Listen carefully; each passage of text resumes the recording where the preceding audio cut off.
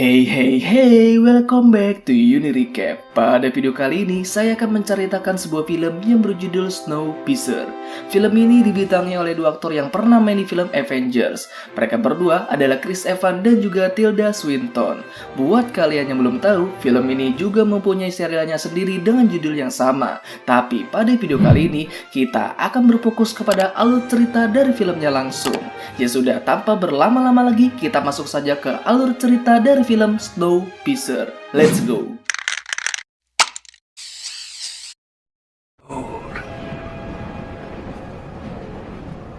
Berlatar belakang di zaman setelah adanya kiamat, seluruh daratan yang ada di bumi sudah ditutupi salju yang sangat tebal, dan suhu di luar sana bisa mencapai minus ratusan derajat, yang dapat membekukan makhluk hidup dalam hitungan menit. Dikatakan, kiamat tersebut disebabkan oleh kita sendiri, yaitu umat manusia. Dikisahkan, sebelum terjadinya kiamat, umat manusia menciptakan alat yang bernama CW7, yang berguna untuk menurunkan suhu bumi akibat dari pemanasan global. Ilmuwan memprediksi CW7 akan berhasil mengembalikan suhu dunia pada tingkat yang seharusnya. Namun di luar dugaan, alat yang mereka ciptakan sendiri telah membawa kehancuran bagi dunia ini. Segera setelah penyebaran CW7, dunia mulai membeku dan seluruh kehidupan yang ada di bumi ini langsung lenyap seketika. Di tengah-tengah bencana tersebut, segelintir manusia menaiki sebuah kereta yang merupakan satu-satunya harapan mereka untuk bertahan hidup, di mana kereta tersebut terus berjalan tanpa henti selama 17 tahun lamanya. Diketahui, kereta tersebut dijalankan oleh seorang masinis bernama Wilford, yang sekaligus sebagai pemilik dari kereta tersebut. Dengan mesin abadinya, kereta itu akan terus berjalan memutari seluruh dunia. Dan inilah Snowpiercer.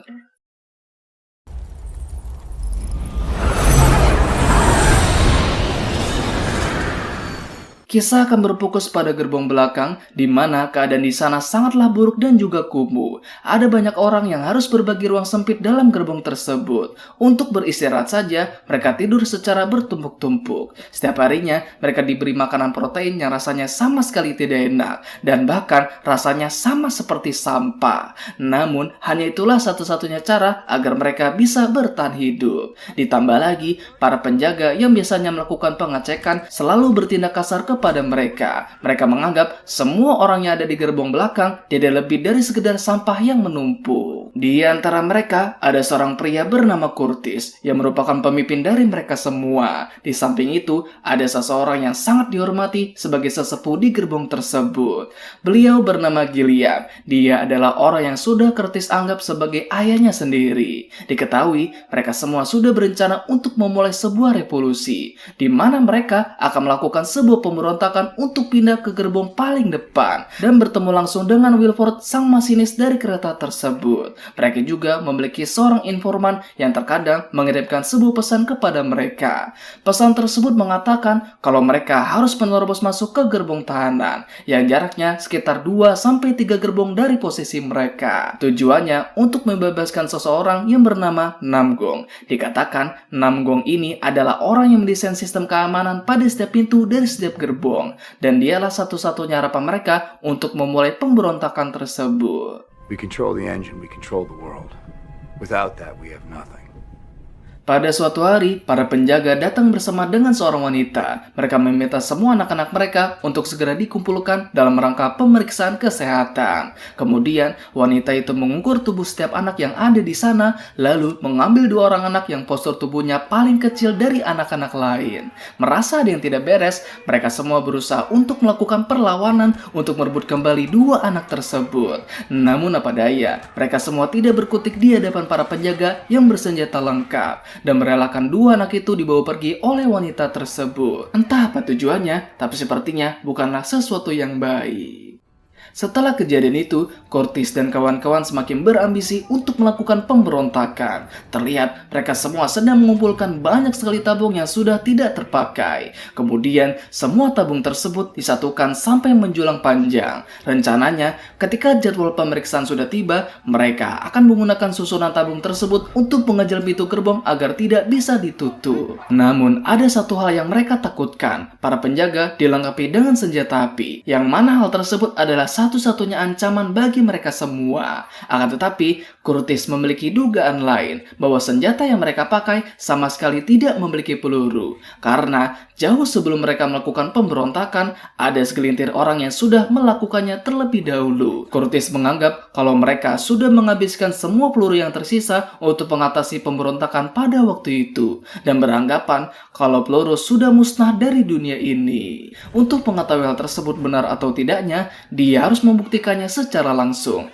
Ketika waktu pengecekan sudah tiba, dengan cepat mereka langsung menyembunyikan susunan tabung tersebut di barisan belakang. Dan di saat itulah Curtis langsung maju ke depan dan langsung menarik pelatuk dari senjata tersebut. Dan ternyata dugaannya itu terbukti benar. Senjata yang mereka gunakan sama sekali tidak berpeluru. Mengetahui hal tersebut, secara serentak mereka semua langsung mengangkat susunan tabung tersebut lalu mendorongnya sampai menerobos masuk ke gerbong tahanan. Setelah itu, mereka tinggal melumpuhkan semua penjaga yang ada di sana agar bisa menguasai 3 gerbong tersebut.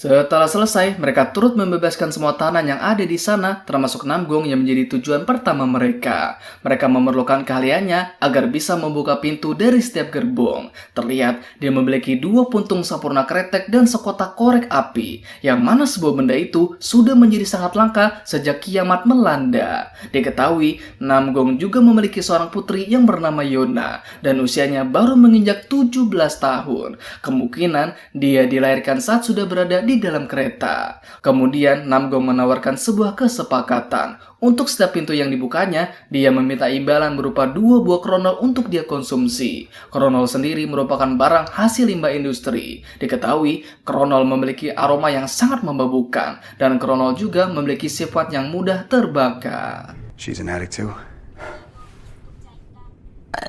Diketahui, Yona memiliki kemampuan yang sangat unik, di mana dia mampu menerawang jumlah orang yang berada di balik pintu. Dan dia bilang kalau di balik pintu tersebut tidak ada orang sama sekali. Dan benar saja, ketika pintu tersebut berhasil dibuka, mereka tidak menemukan satu orang pun di gerbong tersebut. Secara tiba-tiba, semua jendela yang ada di sana langsung terbuka dengan sendirinya. Di sana, mereka melihat pemandangan yang sama setelah 17 tahun lamanya. Sepanjang mata memandang, hanya ada salju, dan salju. Setelah puas menikmati pemandangan barusan, mereka pun langsung membuka pintu gerbong yang selanjutnya. Terlihat ada seseorang yang bekerja di gerbong tersebut. Ternyata orang ini dulunya pernah menjadi penumpang di gerbong belakang, dan dia adalah salah satu dari temannya Curtis. Dan terungkap juga, gerbong ini merupakan tempat di mana mereka memproduksi makanan protein yang setiap harinya mereka konsumsi. Namun kalian semua akan sangat dibuat terkejut ketika mengetahui bahan yang digunakan untuk membuat makanan tersebut adalah kecoa, di mana ribuan serangga menjijikan tersebut digiling sampai menjadi halus hingga menjadi makanan yang siap untuk disantap. Itulah kenapa rasa dari makanan tersebut sangatlah tidak enak dan bahkan sama seperti sampah. I eat them too, you know. Every single day. Kemudian mereka mendapatkan sebuah pesan lagi, dan pesan itu mengatakan bahwa mereka harus merebut gerbong suplai air yang jaraknya beberapa gerbong dari posisi mereka. Dan gerbong tersebut merupakan salah satu gerbong terpenting dari kereta tersebut. Jika mereka berhasil merebut gerbong tersebut, otomatis mereka akan menguasai seluruh kereta, sehingga mereka tidak perlu lagi untuk terus maju sampai ke depan. Kemudian Yona mencoba untuk menerawang isi dari gerbong di depan mereka, dan dia merasakan ada bahaya yang menanti mereka di balik pintu tersebut. Dan benar saja, ketika pintu berhasil dibuka, mereka langsung terkejut bukan main. Terlihat sudah ada banyak pasukan yang dilengkapi dengan segenggam kapak dan beberapa tombak. Akan tetapi, Curtis dan kawan-kawan sama sekali tidak gentar. Justru semangat mereka semakin berapi-api. Hingga tiba saatnya, mereka semua langsung menyerang satu sama lain dan membuat gerbong tempat mereka tawuran dipenuhi dengan banyak darah.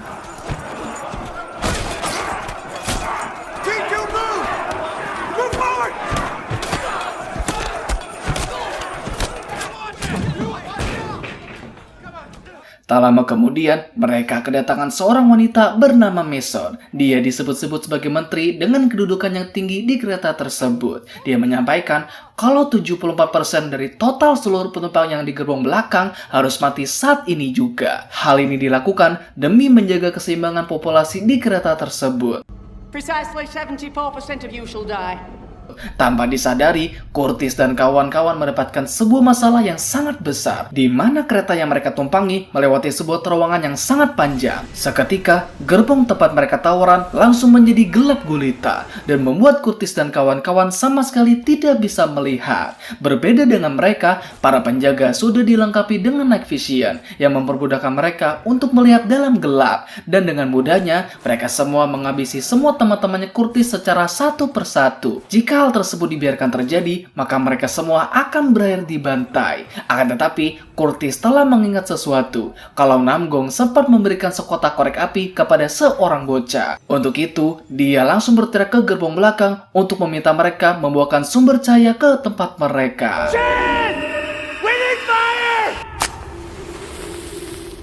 Mendengar itu, beberapa orang dari gerbong belakang langsung membawakan beberapa obor. Seketika, keadaan mulai berbalik. Para penjaga yang sebelumnya mendominasi pertempuran berhasil dibantai satu persatu. Tak hanya itu, mereka juga berhasil menyandar Mason dan memaksa mereka untuk menghentikan pertempuran. Dengan ini, peperangan berhasil mereka menangkan. Dan mereka juga berhasil merebut gerbong suplai air, yang merupakan salah satu gerbong terpenting di kereta tersebut. Meski begitu, harga yang harus mereka bayar juga cukup besar, di mana sebagian besar dari rekan-rekan mereka harus gugur dalam pertempuran tersebut. Setelah semuanya selesai, mereka menginterogasi Mason untuk memberitahu di mana dua anak itu berada. Tapi sayangnya, Mason sama sekali tidak mengetahuinya. Wanita yang tempo hari membawa pergi kedua anak itu adalah pelayan pribadinya Wilford. Kemungkinan, wanita itu membawa kedua anak itu ke gerbong terdepan, yang merupakan gerbong mesin tempat di mana Wilford berada. Itu berarti, mereka harus menemui Wilford secara langsung. Mason pun berjanji kalau dia akan membantu mereka sampai ke gerbong terdepan. Dan sebagai gantinya, mereka harus membiarkannya hidup. You kill him and let me live. Dalam perjalanan kali ini, hanya ada beberapa orang saja yang ikut, sementara sisanya sudah kelelahan karena pertempuran kemarin. Kemudian, mereka melangkah ke gerbong selanjutnya. Terlihat gerbong tersebut diisi beraneka ragam tanaman seperti sayuran dan buah-buahan. Dan ini adalah pertama kalinya bagi Yona melihat semua tanaman tersebut. Kemudian, mereka melewati gerbong selanjutnya yang merupakan sebuah akuarium, lengkap dengan ekosistem lautnya yang diisi berbagai macam ikan, kerang, ganggang, dan sebagainya. Di sana, mereka sempat mencicipi makanan khas Jepang, yaitu sushi. Dan ini adalah makanan terenak yang pernah mereka makan setelah 17 tahun berlalu. No. You eat this.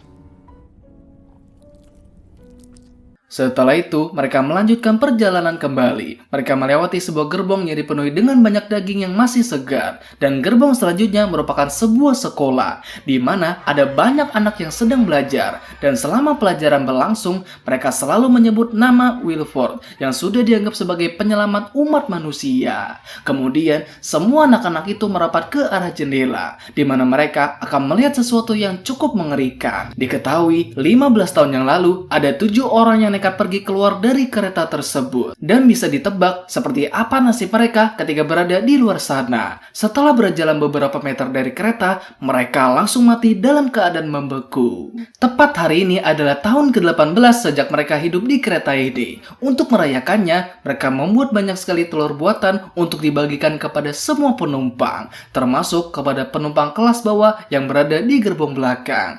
Tidak seperti biasanya, mereka mendapatkan perlakuan yang cukup menyenangkan dari orang yang membagikan semua telur tersebut. Namun tak diduga, di balik sekumpulan telur tersebut, dia sudah menyimpan beberapa senjata yang sudah diisi dengan banyak peluru. Dan dia langsung membantai mereka semua secara membabi buta.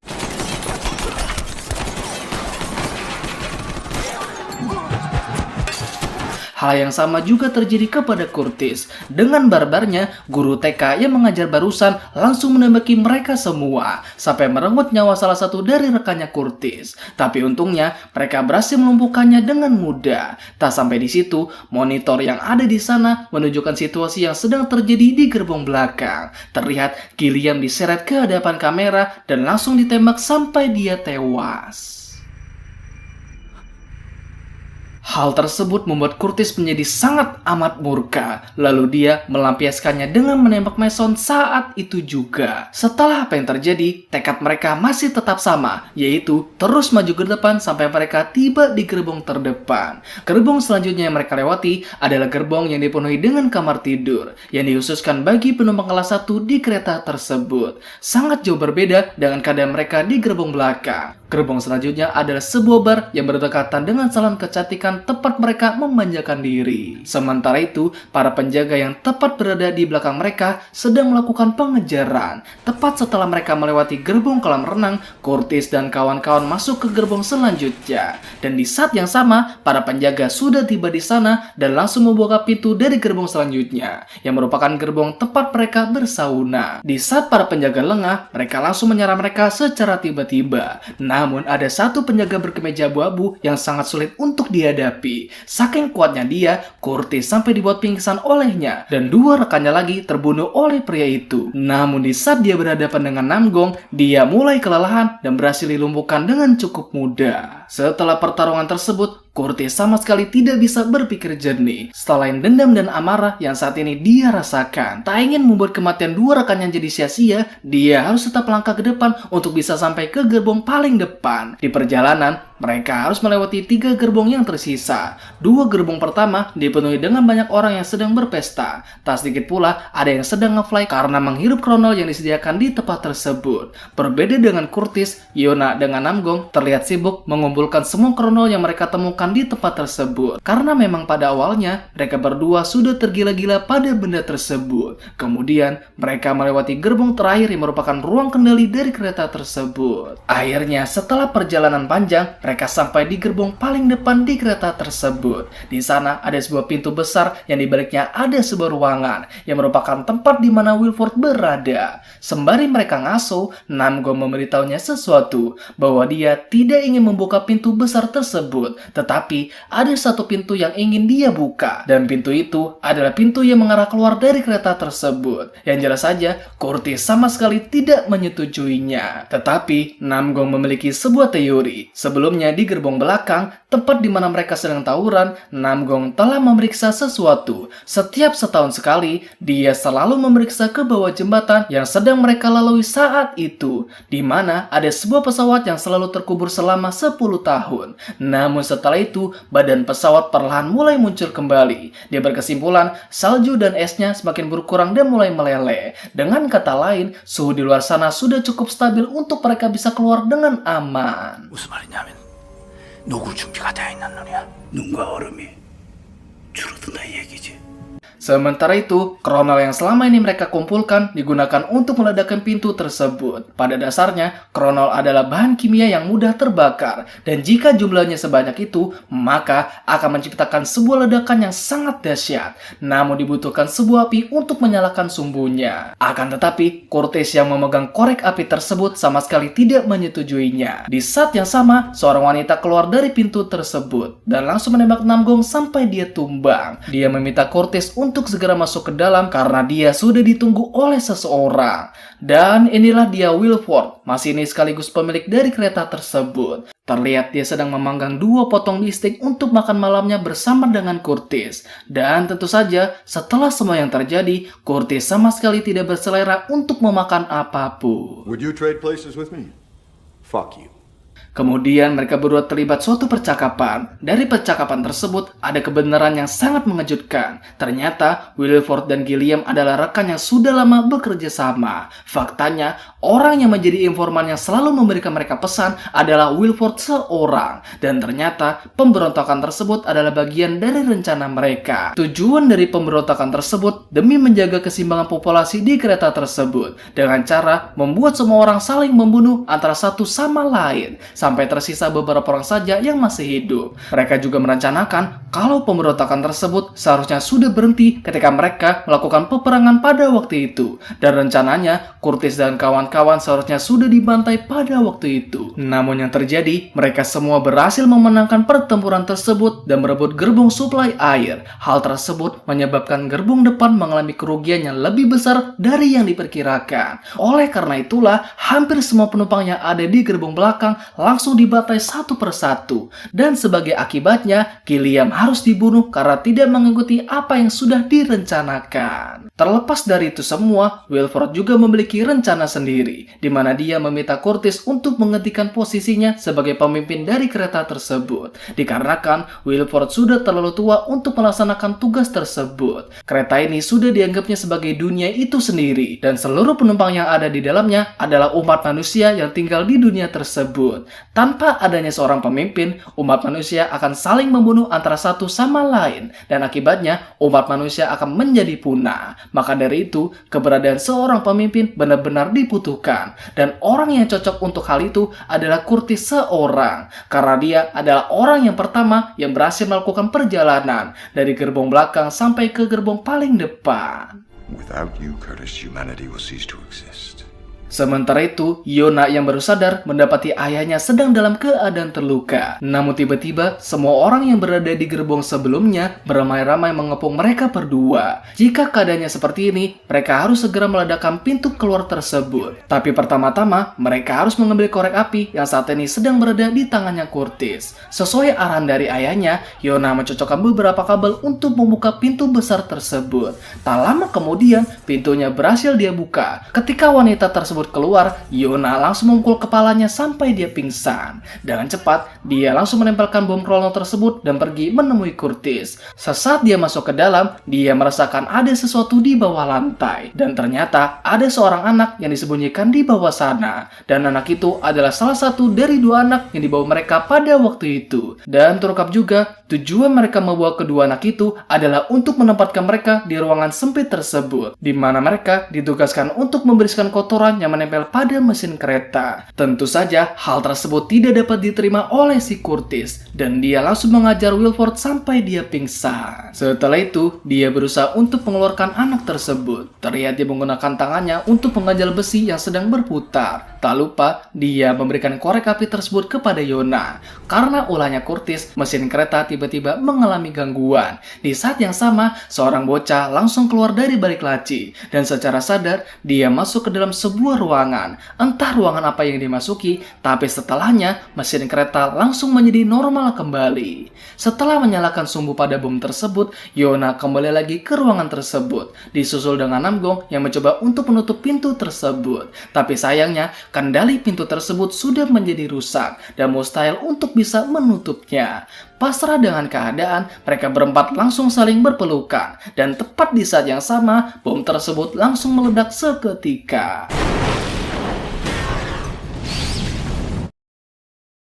Saking dahsyatnya ledakan tersebut mengakibatkan sebuah salju longsor yang sangat amat besar yang langsung menghantam kereta tersebut dan membuat semua gerbong yang ada langsung tercerai-berai.